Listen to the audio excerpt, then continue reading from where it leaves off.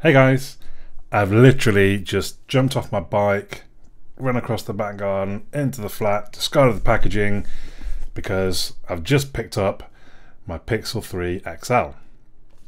So, a few dramas with UKmail. Once again, you may remember the dramas from last year. Why do Google use them? Surely they're the worst delivery company in the country. Anyway, let's not worry too much about that. There's enough drama around the Pixel already. Google seemed to generate drama each year. So last year was the blue tint. This is the notch. People hate that notch, don't they? They really hate it. I mean, it's not, don't get me wrong, it's not a nice notch, but I don't quite get, I mean, some people get really passionate about it. Really? I mean, if you don't like it, just don't buy it and shut up about it. Some people just want to go on and on about it. All right, we get it. You don't like it. Shut up and move on. Anyway, let's not worry. So, the box reminds me quite a lot of last year's. I think obviously this is just Google style now. Sort of the green back. The device, as you can see, I've gone a clearly white. What's my easiest way to get in? Here we go, look. Some little strips. They're easily dispatched. And there she is. I do like Google's boxes these days. I mean, look, that's not just like some flimsy cardboard. I mean, to be fair, a lot of manufacturers do some nice quality boxes now. Now, I'm going to just pop that aside initially. We'll check what else is in the box, if I can get in. So I'm guessing that is the charger. In here we have the SIM ejection tool. It's going to be our warranty and stuff, I assume. I think generally Google do a good job with their sort of packaging and your unboxing experience. So once again, they're showing you how you can copy apps and data. We've got some stickers, look at that. Cool. Everyone likes stickers. Okay. So it's just, well, I'll pop them in properly later. So then we've got earbuds.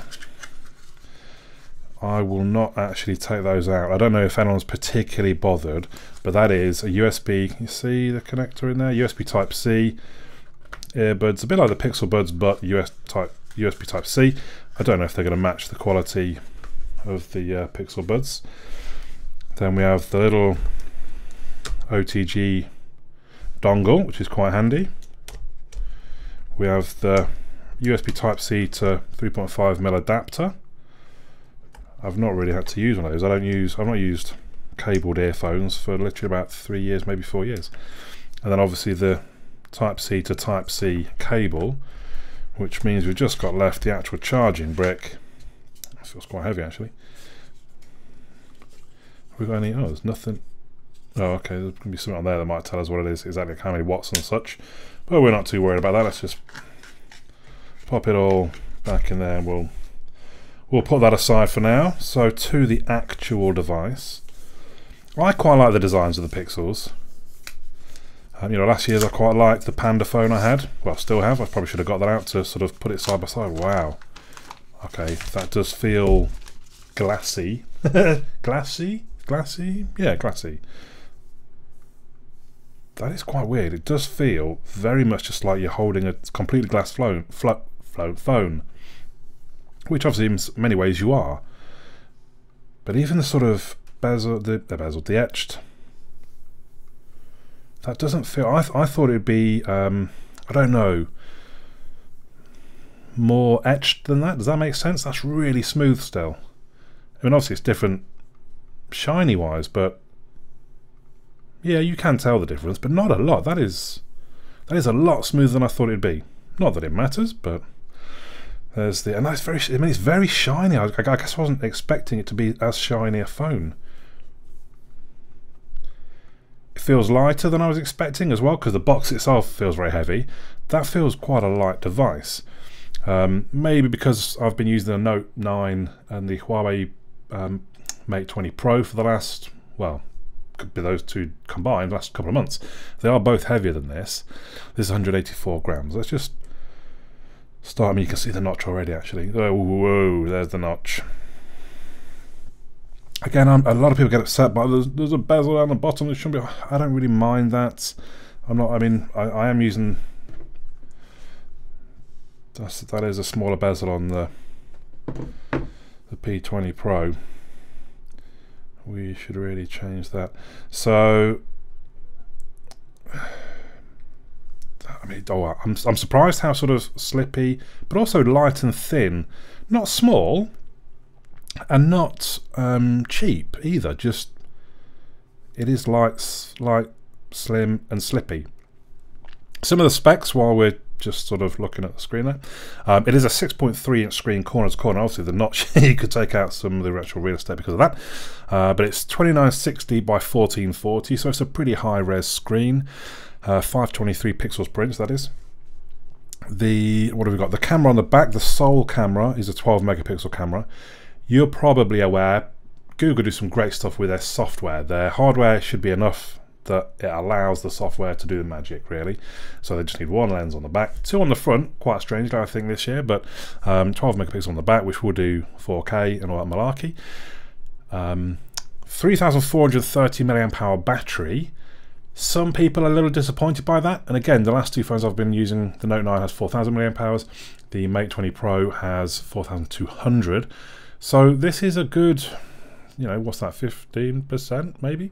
Less than those. People are concerned by that. I have generally found, though, the Pixels to have very good battery life. I think the stock Android, Google have optimized the operating system for their devices, and it's not normally an issue. The other big talking point is the 4 gig of RAM. A lot of people saying that's not enough in a flagship, this day and age it's not enough. And again, personally, I feel Google, I mean, to me the Pixels are still the smoothest devices. They're silky smooth. And obviously we'll see if this is the same, but in my experience, like the Nexus devices, it is silky smooth. That to me kind of says 4 gigs is enough. I know people worry about reloading of apps, and maybe that's just me because I'm not that bothered by that. I don't have a game open, then I go and do other stuff and I go back to the game. I don't generally switch around apps a lot. I generally open my phone because I need to go and do something.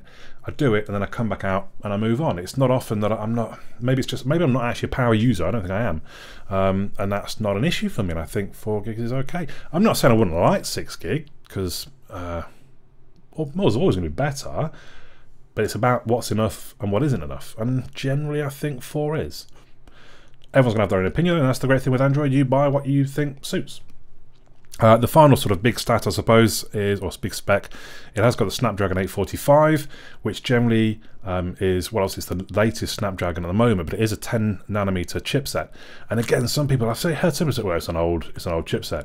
Well, no, it's not, because it's not old until the newer version comes out, is it? I mean, it's not cutting edge, you could argue, because it has been out for, I don't know, what, 6 months maybe?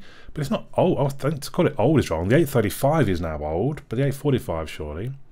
And from what I've seen, you know, the Note 9 came out with it. No one really batted an eyelid that I'm aware, saying, oh, it's got no old chips in it. Well, I say that, mine's got the Exynos in it, but, you know, what, same thing. So, it's a POLED screen as well. First impressions, that looks pretty fantastic. Why is it flashing at me to do vision settings? Okay. Alright, yeah, I mean, I do often muck about with that a bit. So maybe we'll go down to that already. I think the font size, yeah, my vision's just about. Magnification, zoom in on screen, let's not worry about that. So, as usual, how long have I waffled on for? Okay, 8 minutes. So, I will get it set up, logged in, connected to Wi-Fi, install a couple of bits and pieces, and I will come straight back to you for us to have a little bit of a look around for a bit of a first look. So, it turns out there's loads of updates need to be done. Look. These are the ones I've done a few of them. I kind of thought, you know what, cut it. We don't need all of them doing. Did a few of them, which is odd because when you go into the app drawer, that's the top row. Look, in fact, I can get all of my apps on one screen. So Google really aren't putting much on their devices these days. That's really bare. That's really bare. Proper empty. So I've just installed Geekbench 4. We'll kick that off now because it will take quite a while. Geekbench 4 is a lot slower than 3. So let's talk about the notch. It is a big notch. I'm not going to deny, and I suppose what bugs me is that it's not space. They haven't used the space well. Sorry. So the size of it, you could actually get 2 rows of notifications on that. It is huge, and when you hide it, it blanks out the entire top bar with black, so you just can't see anything there. You can't see the notch, but you lose all that space. Now, Huawei do it the right way. it blanks the top bit out black, but then it still leaves the notifications in there, but it doesn't allow anything else to use that bit of space. So you're not using it, it's not wasted space, it's still used for notifications. So it's annoying, but to me it's not a deal breaker. If it's that bad, yeah, you can just hide it and ignore it, pretend it's not there. At the same time, the way I look at it, it is just extra space. If they didn't have the notch, you just wouldn't have that bit there. People talk about, oh yeah, but you should get it closer. Well, no, clearly they can't get it closer. For whatever reason, I'm not a phone designer, I don't know how the internals exactly work, but to get those two cameras and the speaker, they wouldn't make it that big if they didn't need to, almost certainly. So that's one thing. I do have to say, it's so slick and it's so smooth. So I've got a bit of a dilemma coming up. I own the Note 9, I own the Huawei Mate 20 Pro, and now I own the Pixel 3 XL. My plan is I keep just one of those devices. I really don't know how I'm going to decide. They've all got such strength, but that's a whole different video. And there will be a different video on that. But the Pixel 3 XL in this case, it is so slick and it's so smooth, and that is its kind of big selling point, I suppose. Just that it's so, I don't know. Well, if you're probably watching this video, I would assume you've owned a Pixel already. If you've not, you perhaps wondering what else you're talking about. But it's just such a slick device. Now, the actual design, already I'm really liking that as well. So I quickly looked up the thickness of the different devices that I own, and the Pixel 3 XL is 7.9 millimeters. So, whoops. That is pretty thin. It feels pretty thin. It makes the device, I think, feel lighter. Now, the Huawei Mate 20 Pro, which I think feels a small device because of the thinner screen, that's 8.6 millimeters thick. It's not a massive amount, obviously. We're talking about less than a millimeter, but you can feel it, you can tell. And the Note 9 is the thickest, 8.8. So that's not even, that's still only 0.9 of a millimeter. But you really can feel it. I don't know, it's quite bizarre, isn't it, really? We're talking about that fine an amount, but you can feel the difference. And I think the weight's a big thing as well. So it is lighter. It's 5 grams lighter than the Huawei, and it's, what's that, 17 grams lighter than the Note 9. And the Note 9 does feel a big phone, but again, I shouldn't, that is a different, I will get a video done on the 3, comparing the 3, all the different sort of factors, design, performance, extras that you know, that will be coming. Subscribe, please do subscribe if you haven't already, because there'll be lots more content on the Pixel 3 XL coming, including sort of video tests and camera tests and just head-to-heads with the other devices. So I can already, I think I'm using Huawei and I love it, and I shouldn't go on about them, but I'm just surprised how much I'm liking the 3 XL already, and maybe I shouldn't because it is a Pixel and I should have guessed. And I'm waffling a little bit while we wait for this to finish, and it's about to finish, I believe.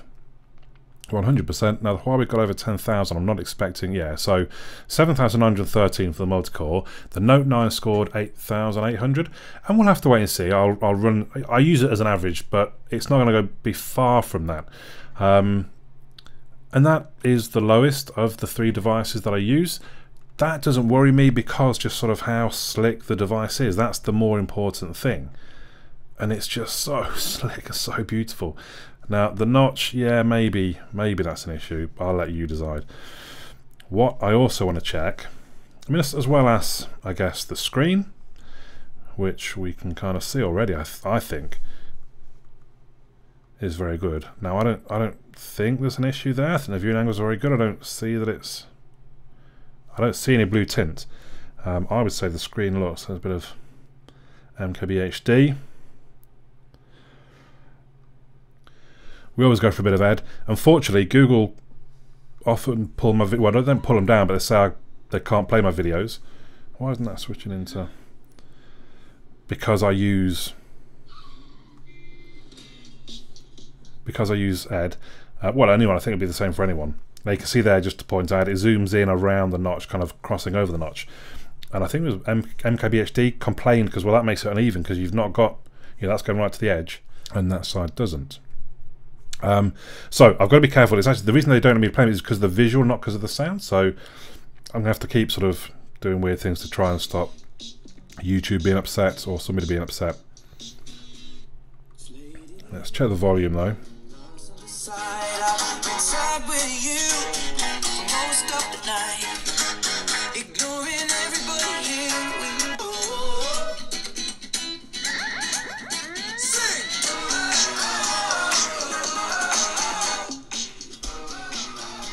So I would say that sounds really good at the moment. I do have a decibel meter. I will be testing it on that, as I do with all my devices, so you'll get a good actual sort of, I don't know how to call it scientific, but it's tangible, it is measurable, so we'll be able to see how it compares to other devices. Then we can try and see the screen without getting banned, without getting my video banned.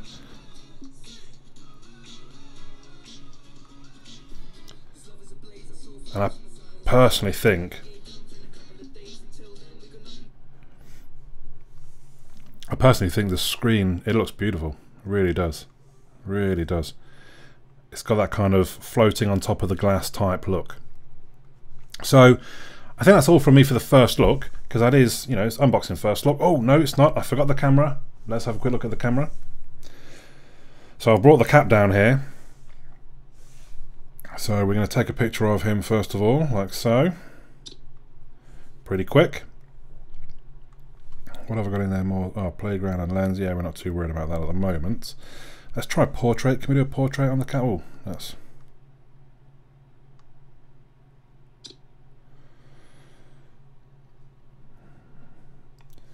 So, can we see a difference from... Yeah, I think we see a difference from one to the next. Obviously, I'm gonna sort of have a better look at the camera in other videos, but to me, the camera could be the Pixel's strongest point, basically. Let's switch around and we'll take a quick... So actually, I'll just show you down here first. Look, so the two lenses allow for wider angle bases. We've got a zoom here. We can either zoom in or we can zoom back. So that is quite wide for a selfie cam, and I actually think that could be really handy. I'm just going to take a regular... Hi. A regular, and then one. Let's take a wide angle as well. Hi. I think, and I make jokes about sort of teenage girls and normal ones that like to take selfies, but I do like to take a selfie. I couldn't tell you why actually, but I do. You know, normally it's with other people. I'm not just going to take pictures of myself, and no one wants to see this on Instagram all that often. But I do like to take a selfie.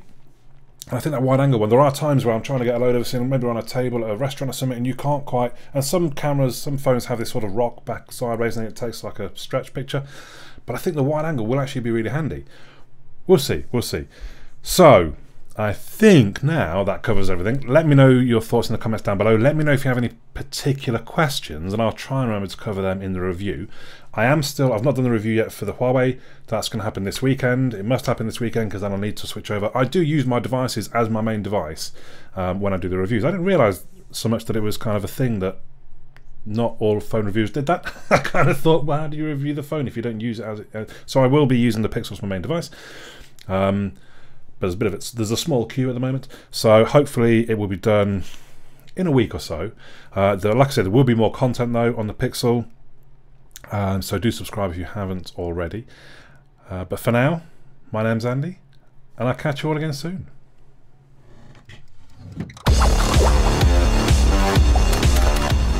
Well done, and thank you for making it to the end of the video. Hopefully you enjoyed it. If you did, you might want to click the little fellow that should hopefully appear about here to subscribe.